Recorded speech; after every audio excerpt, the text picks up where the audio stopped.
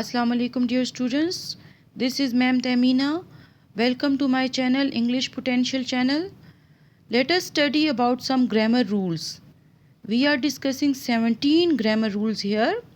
Rule number 1 is a noun is a person, place, thing or idea, while a verb is an action word. For example, the bird flew. So look at the difference between the noun and the verb. Noun is the name of a person, place or thing, while verb is an action word which tells us about the action of a verb, noun or anything. So here the bird is a noun and flew is verb. Rule number 2. A complete sentence must include a subject and a predicate. The angry bird flew quickly across the sky. If we divide the sentence into subject and predicate, we can say that the angry bird is a subject. In Urdu, we say file, and flew quickly across the sky means predicate, khabar. Rule number 3. The only exception to the above rules is the imperative sentence.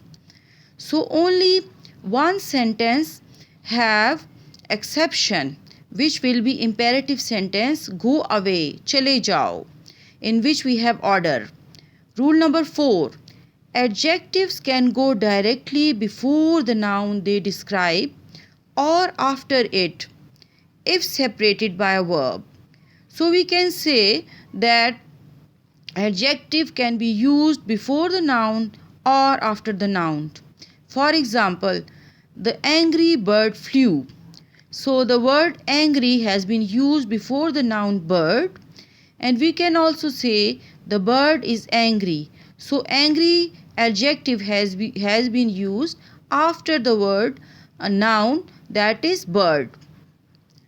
Number 5. A compound subject includes two or more simple subjects. So compound subject has been included here out of two or more subjects. The bird and the plane flew.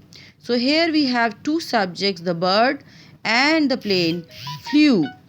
And then we can say another rule. Rule number 6. A compound predicate includes two or more predicates. So we can say a compound predicate is that predicate which has two or more predicates. The birds flew and sang.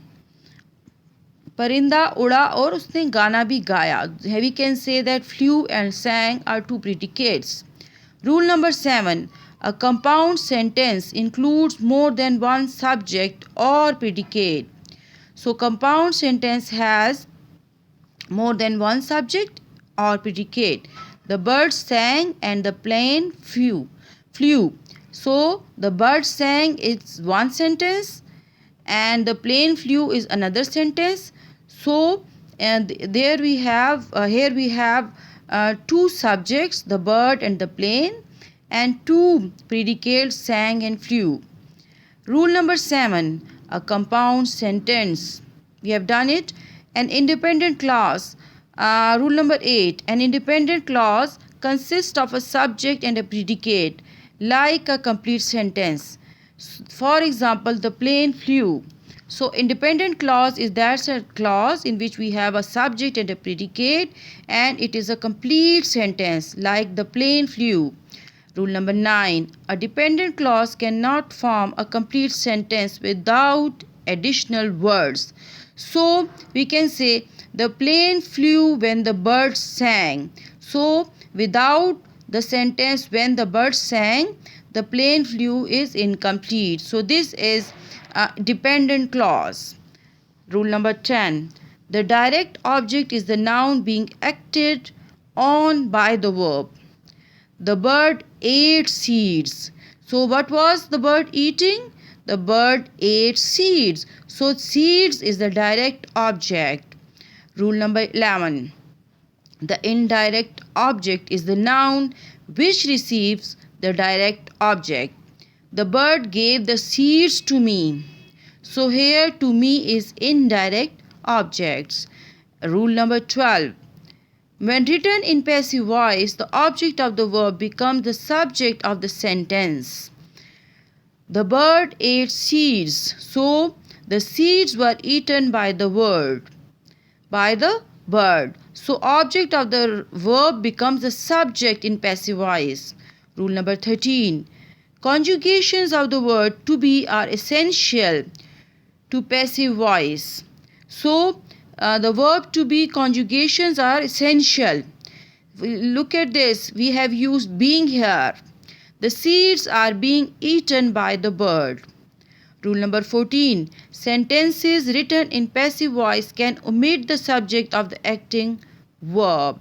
The seeds were eaten. So here we have omitted by the bird. So we can omit subject here in passive voice. Rule number 15. In passive voice, the subject of the acting verb is connected by a prepositional phrase. So the bird ate seeds after lunchtime. So we can write prepositional phrase. We can add prepositional phrase here. Rule number 16. The prepositional phrase are sometimes separated by commas. So we can separate prepositional phrases by using commas. For example, the bird which belonged to my mother ate seeds. So here we have prepositional phrase belong to my mother. So it has been used here, and commas have been used. Rule number 17. Adverbs function like preposition. The bird ate seeds quickly. Rule number 18. A subject complement describe the subject of the sentence. The bird is green. The bird is green. So we can see that a subject complement describes the subject of the sentence. The bird is green. How is the bird? The bird color is green. Okay, dear students. See you next time.